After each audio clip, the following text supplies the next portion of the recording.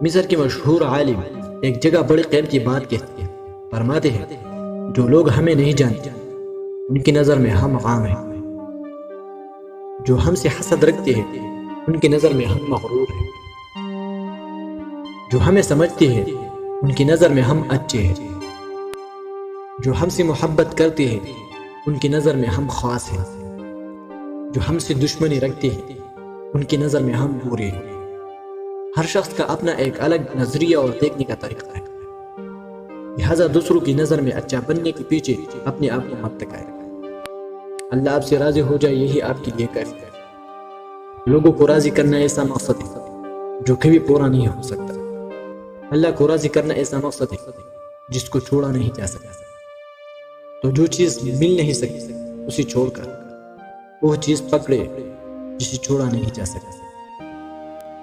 کچھ لوگ اپنے آپ کو انسان نہیں فرشتہ سمجھتے، ان کے کام بھی فرشتوں جیسے ہیں، یعنی دوسروں کے گناہوں اور برائیوں کا حساب رکھنا۔